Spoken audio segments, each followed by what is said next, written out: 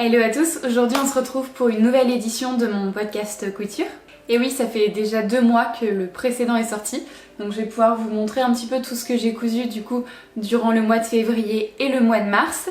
Et il y a quand même quelques petites pièces à vous présenter. Alors j'ai encore changé de setup, j'essaye de trouver celui qui me convient le mieux, celui que je trouve le plus net, le plus clair, le plus agréable à regarder. N'hésitez pas à me dire ce que vous en pensez. Moi j'aime bien avec le portant, la petite plante, je trouve ça sympa. Mais je veux bien votre avis en commentaire. Bon, j'arrête de parler et je commence tout de suite avec le premier projet que j'ai pu coudre fin janvier et que j'ai terminé du coup début février. C'est le manteau Hunter de chez Fibremood. Alors le manteau Hunter, c'est celui-ci. Donc c'est un patron qui vient du magazine Fibremood que j'ai acheté sur leur site internet. Je l'ai réalisé dans la taille L, je crois, puisque leur système de taille c'est XS, S, M, L, XL, double XL. Je crois que c'est ça. Ils ont une gamme de taille assez large.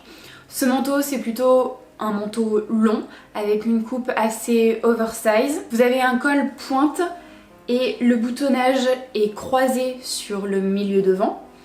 Vous avez une poche poitrine qui est passe-poilée avec un rabat qui est quand même, enfin un passe-poil plutôt, qui est quand même assez large.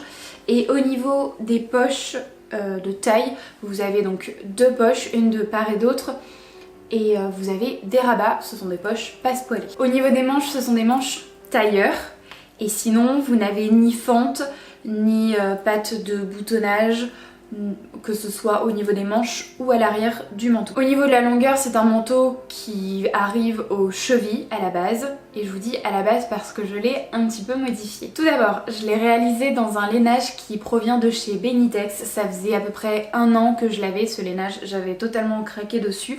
En fait, c'est, je dirais, un gris moyen, et vous avez un petit peu comme des petits poils en fait assez ras, mais il n'est pas tout lisse. Donc au niveau des modifications que j'ai pu faire, j'ai tout d'abord raccourci le manteau de facilement 10 cm et après j'ai ajusté sur moi. En fait, bon, tout est une question de morphologie, je suis pas très grande et je suis pas non plus toute fine et je trouvais que le manteau très long n'était pas ce qu'il y avait de plus flatteur pour ma silhouette. Donc je l'ai raccourci pour qu'il arrive à peu près au niveau des mollets. Je trouve que c'est ce qui me convenait le mieux. Je voulais quand même rester sur un manteau long. Et au niveau des manches, pareil, j'ai raccourci de facilement 5 cm la longueur. Ça, c'est quelque chose que je n'aime pas du tout. C'est quand les manteaux, les vestes, enfin en tout cas tous les vêtements que je peux me faire sont trop longs au niveau des manches. J'ai des bras de longueur normale, hein, mais s'il y a bien un truc qui est très facile à ajuster, c'est la longueur. Et d'autant plus la longueur de manche. Donc voilà, j'ai raccourci les manches de facilement 5 cm pour que ça arrive eh bien, au niveau de mon pouce en fait, que ça arrive au démarrage du pouce et que ça le couvre sans non plus couvrir toute la main. Je vous ai pas dit, mais au niveau de la doublure, j'ai utilisé un crêpe de polyester qui vient également de chez Benitex que j'avais acheté en même temps. J'avais déjà prévu dans ma tête un manteau long gris. Quel modèle, ça je ne le savais pas au moment où je l'ai acheté. C'est un manteau que j'ai quand même pas mal porté. Pour tout vous dire, je l'ai donc fait fin janvier et tout le mois de février je l'ai porté. Et pareil au mois de mars, je l'ai quand même beaucoup porté parce qu'il faisait quand même un petit peu froid. Surtout le matin quand on va au travail, franchement, il caille un peu. Donc je l'ai quand même pas mal porté. Je suis très contente, j'ai vraiment hâte d'être l'année prochaine. Enfin, hâte, non pas vraiment. Mais en tout cas, je suis sûre et certaine que l'année prochaine, je le reporterai volontiers. C'est une coupe assez basique. Assez classique et c'est un petit peu comme un intemporel du dressing. Après il a sa petite particularité, le fait qu'il soit croisé et le fait que le col soit assez large, ça peut plaire ou pas. Moi j'aime bien, c'est pas trop choquant.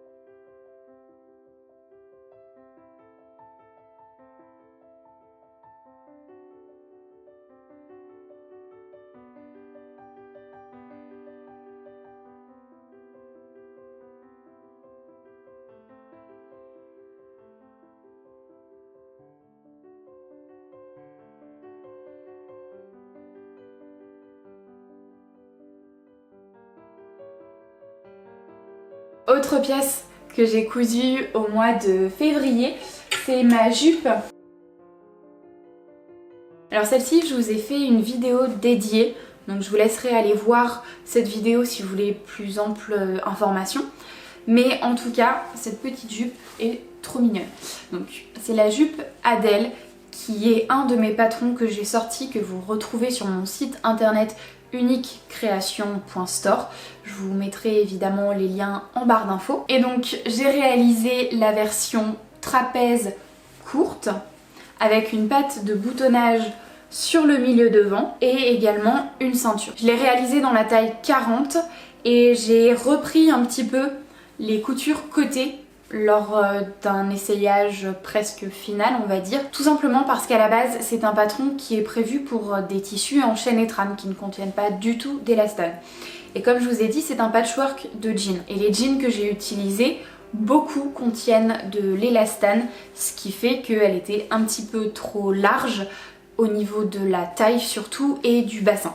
Donc j'ai repris de chaque côté pour que ce soit symétrique et que ça reste saillant afin de l'ajuster un peu plus à mon corps. J'ai fait plein de surpiqûres dans un fil couleur ocre, vous savez les fils à surpiqûre spécial jean, et les boutons pression, enfin ce ne sont pas des boutons pression pardon, ce sont des boutons jean, sont dorés et ils viennent de chez Mercerie Extra. Après tout le reste, tous les jeans, ça provient de vieux jeans qu'on m'a donné un peu à droite à gauche. Alors cette jupe je l'ai pas encore trop portée, simplement parce qu'il faisait pas très chaud et que mon uniforme de travail entre guillemets c'est jean basket. On passe maintenant au troisième projet, à la troisième couture que j'ai pu réaliser, et c'est ce bob. Alors ce bob c'est le patron touriste de la marque Les Patrons Beaux Gosses, qui est une marque exclusivement hommes. En fait ce sont des hommes, deux hommes je crois, qui créent des patrons pour les hommes, et je trouve que c'est plutôt sympa. En fait on inverse un petit peu les rôles et je trouve ça assez rigolo. Je me suis un petit peu penchée ces dernières semaines sur leur cas et j'ai commencé par ce patron de bob, tout simplement parce qu'il était gratuit, donc pourquoi pas, et que j'avais envie de coudre, enfin de continuer à coudre toutes mes chutes de tissu. Et d'ailleurs j'ai la banane qui a sorti à ce bob, puisque si vous vous souvenez, j'avais fait une banane dans ce velours. Au niveau du verso, c'est une popeline de coton fleuri verte qui est également une chute. Alors au niveau du patron, franchement il n'y a rien à dire, les explications sont très claires et vous avez une gamme de taille assez large. En fait au niveau de la gamme de taille, vous prenez le tour de tête qui correspond à une taille. Et si je vous dis ça, c'est parce que j'ai longtemps hésité entre ce patron et le patron de Make My Lemonade qui a également sorti donc un patron de bob. Et en fait je me suis finalement tournée vers celui-ci pour la gamme de taille. Parce que j'ai un tour de taille qui est quand même assez petit. Et quand je mesurais ceux proposés par Make My Lemonade, je voyais très bien que c'était trop large et en fait le bob n'aurait pas tenu sur ma tête, en fait il aurait été beaucoup trop grand. Après je pense que au niveau de la forme du bob, j'ai eu l'impression que c'était assez similaire, je vous laisserai voir, mais celui-ci est plutôt bien. Bon pareil, je l'ai pas énormément porté, c'était pas trop la saison franchement, avec le vent qu'il y avait et tout, infernal. Mais peut-être que cet été je le porterai. Je sais pas. Mais en tout cas, pour utiliser ces chutes de tissu, bah c'est très pratique. Alors autre projet que j'ai cousu, et cette fois-ci au mois de mars, en fait tout le reste ce sont des coutures que j'ai réalisées au mois de mars. J'ai pas mal cousu, d'autant plus que ces 2 dernières semaines j'étais toute seule dans mon appartement, donc il fallait bien que je m'occupe. Et je sais pas vous, mais moi quand je suis toute seule, bizarrement tout avance beaucoup plus rapidement. Je n'ai personne pour me déranger, je n'ai personne pour contrecarrer mes plans, mes projets, donc c'était beaucoup plus sympa. Je vais d'abord vous présenter cette petite veste. Alors celle-ci c'est la veste Friday de chez Studio 16 Avril. Ce patron est vraiment très sympa, surtout parce que vous avez une multitude de variantes. En fait vous avez une base, on va dire, c'est plus ou moins celle-ci, donc une veste courte, une encolure assez ronde, des manches longues et une patte de boutonnage centrale. Ensuite, vous allez l'agrémenter puisque les créateurs du patron vous proposent différents types de cols. Je crois que vous avez un espèce de col droit et un col Claudine, je crois. Je suis plus tout à fait sûre. Vous avez également des manches 3/4, des manches avec un petit poignet et vous pouvez également avoir des plaquages de poche. Moi j'ai donc choisi la version la plus basique, la plus classique au monde. Une coupe droite, des manches longues, la patte de boutonnage centrale. C'est également une veste qui à la base est doublée et vous avez tout ce qui est parmenture. Donc parmenture encolure dos et devant, parmenture patte de boutonnage, parmenture bas de veste et parmenture bas de manche. Pour ma part, je l'ai donc pas doublé, j'ai juste gardé les parmentures et toutes les finitions de cette veste sont gancées. J'ai fait le choix de toutes les gancer. C'est quelque chose que je ne fais jamais et je me suis dit vas-y, tente, ça peut te plaire, ça peut être sympa. Et surtout, ça changera, ça te fera sortir de ta zone de confort. Et il y a aussi le fait que je n'avais pas envie de mettre de doublure. J'avais pas envie parce que je trouvais que c'était pas nécessaire. C'est une veste que j'ai envie de porter en printemps et en été. Une veste que j'aimerais peut-être porter sous un manteau, pourquoi pas. Donc j'avais pas envie de quelque chose de trop épais. Et le fait d'avoir gancé, franchement, moi j'aime beaucoup. Ça se voit pas beaucoup, c'est assez discret, surtout que j'ai gancé avec un biais ivoire. Donc c'est vraiment tout ce qu'il y a de plus discret et je me suis bien amusée. Non, en vrai c'était un petit peu long, mais ça va, c'était sympa. Je pense que je referai le gançage de couture, c'était pas désagréable. Au niveau des boutons, je les ai achetés chez Mondial Tissu en 2 spies parce que je savais pas trop quoi mettre et c'est vrai que le bordeaux c'est ce qui, je pense, allait le mieux. Au niveau du biais, j'ai également tout acheté chez Mondial Tissu. Et au niveau du tissu, c'est celui que je vous ai présenté dans ma précédente vidéo. C'est un tissu, enfin à la base c'est un par-dessus de lit que j'ai acheté dans une boutique qui vendait des tissus indiens, dans une boutique éphémère quand j'étais en vacances, enfin bref. Et j'avais vraiment hâte de le coudre. Là c'est mission réussie, mission accomplie. La veste est super mignonne. Le modèle met vraiment en valeur le tissu, je trouve. Franchement, elle se suffit à elle-même.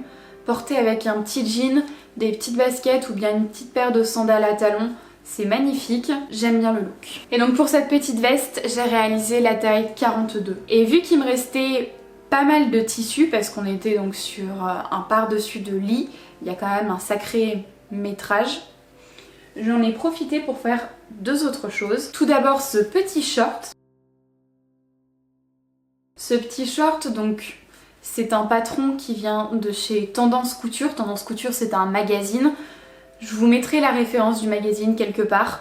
Là, je l'ai pas en tête. Mais donc, à la base, ce modèle, c'est un modèle de jogging avec 3 variantes. Soit vous avez le bas du jogging qui est resserré, soit le bas qui est droit, soit le bas qui est plus large, un petit peu patte d'éléphant on va dire. Moi j'ai choisi le bas avec, le bas large que j'ai coupé à peu près à 10 cm en dessous de la fourche pour faire un short et quand je l'ai essayé sur moi j'ai recoupé, réajusté pour que ce soit plus joli et que le short ait la longueur que je souhaite. C'est donc un jogging avec une taille élastiquée et c'est tout, il y a un devant, un dos, il n'y a pas de poche ou alors il y en a mais je ne les ai pas mises, c'est fort probable que ce soit ça, mais ouais j'ai décidé de pas mettre des poches pour un petit short comme ça. Franchement, je trouve que c'était pas nécessaire. Par contre, chose que je peux vous dire et que je vous conseille, c'est de faire l'arrière de votre short, le dos du short, un petit peu plus long que le devant. En fait, on a le volume de fesses, ce qui fait que le short va avoir tendance à remonter un petit peu. Et donc, le mieux, c'est d'avoir un ourlet un petit peu plus long, en biais en fait, un petit peu comme sur les chemises. Vous voyez, le dos des chemises est généralement un petit peu plus long que le devant, et bien là c'est la même chose, mon dos de short est un tout petit peu plus long que mon devant. J'ai également gancé les coutures avec les quelques métrages de biais qui me restaient de ma veste. Toutes les coutures intérieures, couture côté, fourche. C'est un short ultra rapide, ultra facile à faire. Si vous avez ce tendance couture, je vous conseille de le faire. Je le réaliserai peut-être pas en jogging ce modèle parce que je porte pas vraiment de jogging, mais en tout cas en petit short un petit peu décontracté ou bien short type pyjama. Je pense que c'est un bon patron de basique. Et donc pour ce petit shirt, j'ai réalisé la taille M. Par contre, il est pas trop grand parce que je l'ai retaillé un petit peu, mais les tendances couture ont tendance à tailler assez grand. N'empêche que je me faisais cette réflexion, les tendances couture, je trouve qu'ils sont un petit peu sous-cotés. Genre, les visuels sont vraiment pas ouf, mais les modèles que contiennent les tendances couture, bah en vrai sont vraiment pas mal. Vous avez des modèles de basique, ça c'est un t-shirt qui vient du même tendance couture et c'est un petit basique à se faire, très rapide à faire, très facile et un basique indispensable quoi. Et dernière chose que j'ai cousu grâce au tissu, c'est ce modèle. Alors ça c'est un petit crop top qui provient de mon patron Jeanne. Donc pareil, Jeanne c'est un patron que j'ai créé, que vous retrouvez sur ma boutique en ligne uniquecreation.store. Et donc Jeanne c'est un top ultra versatile, donc vous avez une multitude de variantes qui vous est proposée pour réaliser votre top qui sera unique, qui vous ressemblera à vous. Donc moi j'ai réalisé la version courte, j'ai un tout petit peu élargi le bas et je l'ai réalisé dans la taille 42 pour l'avoir un petit peu loose, un petit peu large. J'ai réalisé donc sans les manches et j'ai fait une petite fente dans le dos avec un très gros bouton qui est totalement trop grand pour cet endroit, mais bon, je fais avec ce que j'ai dans mes placards et j'ai beaucoup trop de boutons solo. Au niveau de l'encolure et des emmanchures, j'ai posé un biais à plat et bah la même chose pour la fente indéchirable. Et j'ai pas grand chose de plus à dire sur ce modèle parce que bah en fait il parle de lui-même, il est ultra rapide, vous avez des pinces poitrine, une de chaque côté et sinon le reste c'est 1, 2, 3, 4 coutures, 5 avec celle-ci et puis voilà, et les finitions et c'est tout. C'était très rapide et je vous le conseille ce top Jeanne si vous souhaitez avoir un patron très versatile où vous pouvez réaliser une multitude de variantes. Je pense qu'il est pas mal.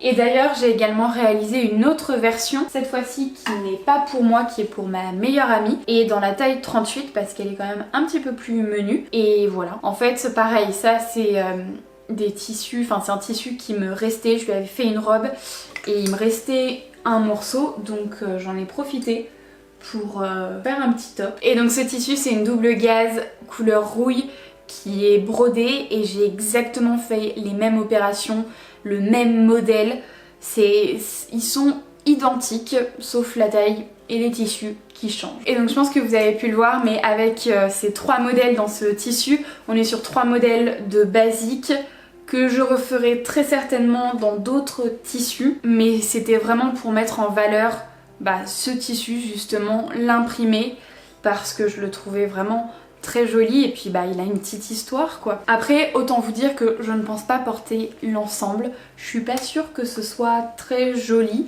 peut-être la veste et le short mais c'est tout. Alors avant-dernière pièce que j'ai cousue et je suis extrêmement déçue de cette pièce. Ce sont des choses qui arrivent. Alors c'est ce pantalon,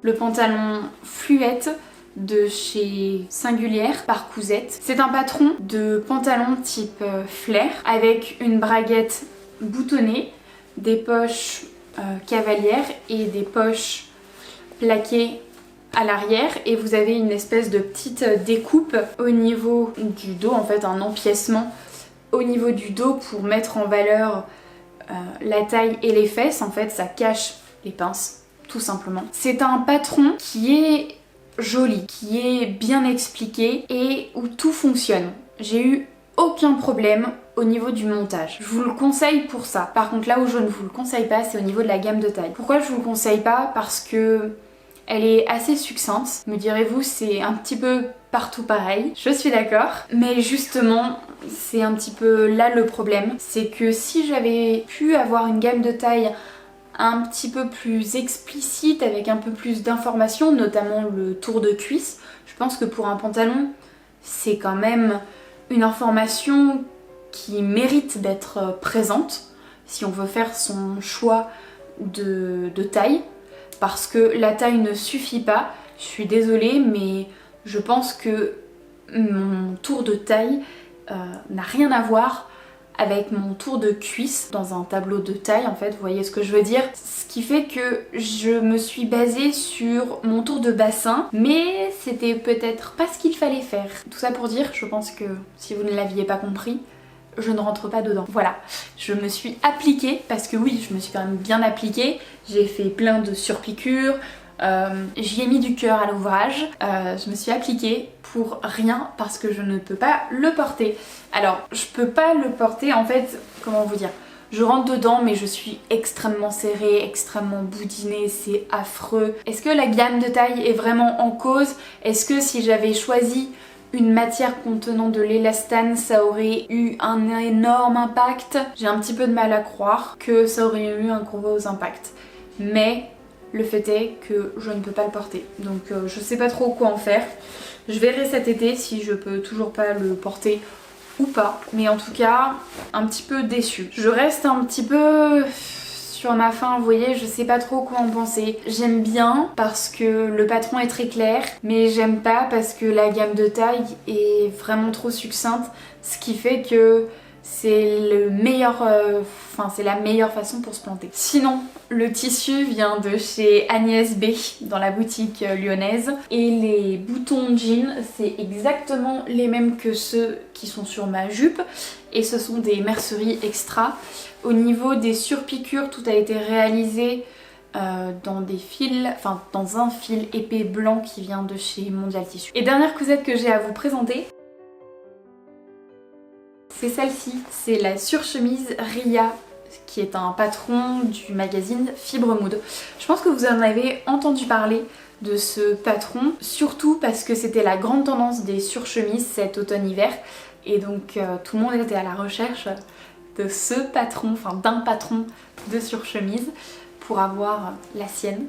Et moi j'ai réalisé la mienne assez tardivement, plutôt pour ce printemps. La surchemise Ria, à la base, c'est une coupe oversize, c'est une surchemise qui est longue, vous avez un col droit, c'est pas un col tailleur, c'est un col qui est quand même simplifié au niveau du montage puisque vous avez, il n'est pas rabattu, vous avez un pied de colle, un pied de colle qui est assemblé au niveau de l'encolure et ensuite vous avez un biais pour faire la propreté. Donc très simple. Vous avez deux poches plaquées avec au niveau des finitions des poches pareil, un biais pour rester dans la même vibes. Une longue patte de boutonnage avec des boutons. Et alors là les boutons, j'avais jamais vu ça. C'est un petit peu au petit bonheur la chance, vous les mettez où vous voulez. Bon, l'avantage c'est que vous faites ce que vous voulez, vous n'êtes pas du tout influencé sur votre choix du nombre de boutons ou autre. Mais j'étais un petit peu déroutée. Mais bon, ça c'est juste un détail. Les épaules sont très basses, les lignes d'épaules sont très basses, sont très descendues. Du coup, vous avez des manches qui proportionnellement ne sont pas très longues, mais elles arrivent à la bonne longueur. Et vous avez un poignet qui est quand même assez large. C'est juste une bande qui est pliée en deux et cette fois-ci qui est rabattue. Voilà, mais il n'y a pas vraiment de difficulté au niveau du montage de cette surchemise. Franchement, je vous la conseille si vous souhaitez vous en faire une. Elle est vraiment très simple à faire. Par contre, là où je peux donner un avis, c'est au niveau justement de la gamme de taille. Du fait que ce soit une coupe oversize, je vous conseille de la sous-tailler. Je l'ai faite dans la taille M qui correspondait au niveau du barème de mesure à mes mensurations et elle est trop grande. Et vraiment, ça se voit. C'est pas ouf. C'est trop surtaillé en fait. On dirait que j'ai fait exprès que genre dans le magasin, il n'y avait plus la surtaille. Donc j'ai encore plus surtaillé et c'est pas ouf. Mais voilà. Je pense que je vais me la refaire dans une taille inférieure et celle-ci la donner à ma maman parce qu'elle a beaucoup aimé ce modèle. Au niveau des modifications que j'ai pu apporter, je l'ai simplement raccourci. En fait, à la base je vous disais elle est très longue, je l'ai raccourcie parce que pour ce printemps je trouvais ça dommage d'avoir une surchemise longue. Voilà, ça c'est un parti pris. Et c'est tout, j'ai pas fait d'autres modifications. J'ai posé un petit biais, je peux pas vous dire d'où est-ce qu'il vient, je l'ai depuis belle lurette dans mon stock de fournitures. Par contre le tissu c'est exactement le même que le pantalon. On est sur un sergé de coton couleur grège que j'ai acheté chez Agnès B.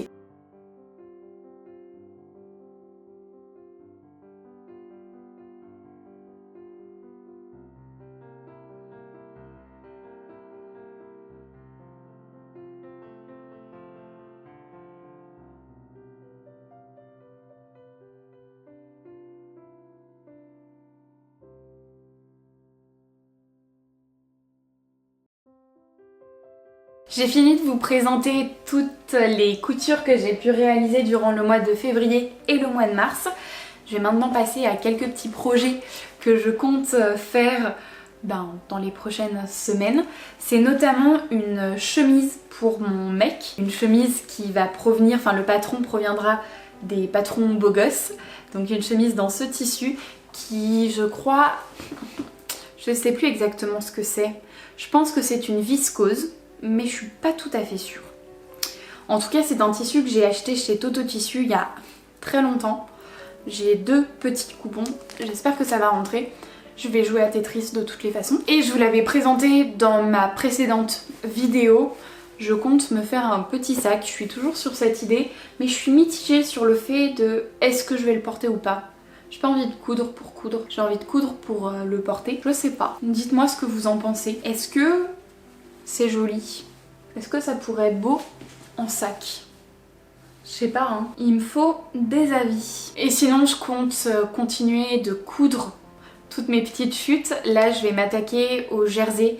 J'ai pas mal de chutes de jersey, notamment du coton blanc. J'ai également des chutes de celui-ci. Donc je vais peut-être faire de la lingerie, notamment des petites culottes. Je suis en train de tester et de chercher, trouver le patron de petites culottes qui me plaît. Celui dans lesquels je me sens bien, bien coupée, bien taillée. La petite culotte parfaite à mon sens. Sinon vous, dites-moi, qu'est-ce que vous avez prévu de coudre pour ces prochaines semaines?